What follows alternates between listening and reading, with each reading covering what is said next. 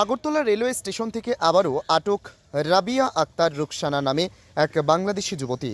ভারতের ছোট্ট পার্বত্য ত্রিপুরা রাজ্যে বন্ধ নেই বাংলাদেশিদের আনাগোনা। প্রায় প্রতিদিন ভারত বাংলাদেশের আন্তর্জাতিক সীমান্তের কাঁটাতার পেরিয়ে বিএসএফ জওয়ানদের ফাঁকি দিয়ে ভারতে প্রবেশ করে ট্রেনে করে বহিরাজ্যে পাড়ি দেওয়ার সময় আগরতলা জিআরপি ও রেল পুলিশের জালে ধরা পড়েছে বাংলাদেশিরা। আবারও গোপন খবরের ভিত্তিতে আগরতলা জিআরপি থানা, রেল পুলিশ এবং গোয়েন্দা বিভাগ মিলে রাবিয়া আক্তার রুকসানা বয়স ২৬ নামে এক বাংলাদেশি যুবতীকে আগরতলা রেলওয়ে স্টেশন থেকে আটক করতে সক্ষম হয়। ধৃত বাংলাদেশি যুবতীর বাবার নাম চাঁদ মিয়া, বাড়ি বাংলাদেশের ফেনী জেলার মধ্যম সোনাপুর পাদবাড়ি এলাকায়। ধৃত বাংলাদেশি যুবতী কিভাবে এবং কী উদ্দেশ্যে ভারত বাংলাদেশের আন্তর্জাতিক সীমান্ত পেরিয়ে ভারতে প্রবেশ করেছে তা আদালতে প্রেরণ করে আগরতলা জিআরপি থানার পুলিশ জোর জিজ্ঞাসাবাদ চালিয়ে যাচ্ছে বলে জানিয়েছেন আগরতলা জিআরপি থানার সাব ইন্সপেক্টর পঙ্কজ বিশ্বাস।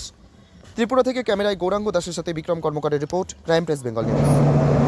নমস্কার, আমরা এখন দাঁড়িয়ে রয়েছি আগরতলা রেল স্টেশনে এবং এই আগরতলা রেল স্টেশন থেকে কিন্তু আবারও আটক করা হয়েছে একজন বাংলাদেশি মহিলাকে এবং এই বাংলাদেশি মহিলা কিন্তু আগরতলা রেলওয়ে স্টেশন থেকে ট্রেনে করে বহিরাজ্যে যাওয়ার চেষ্টা করছিল।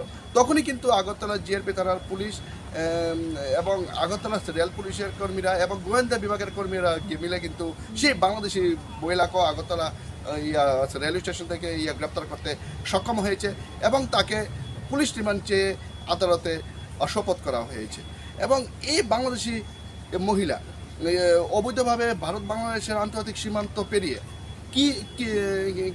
কিসের জন্য ভারতে প্রবেশ করেছে, বাংলাদেশি সেই মহিলাকে কিন্তু আগরতলা জিআরপি থানার পুলিশ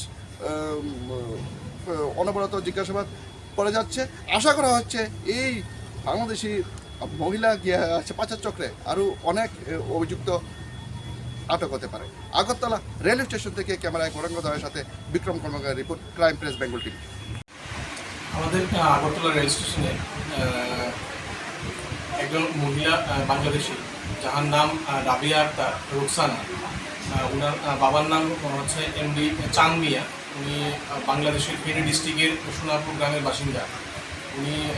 ওনাকে আমরা আগরতলা রেল স্টেশনে অ্যারেস্ট করি এবং অ্যারেস্ট করার পর তার কাছ থেকে বৈধ কাগজপত্র জানতে যাওয়া হয় এখানে ইন্ডিয়াতে আসার জন্য, কিন্তু উনি কোনো কাগজপত্র দেখাতে পারেননি। সেই সূত্রে আমরা তাকে অ্যারেস্ট করে আগরতলা মাননীয় আদালতে সোপর্দ করি এবং এই পারপাসে একটা কেস নেওয়া হয়েছে এবং এখন ইনভেস্টিগেশন চলছে।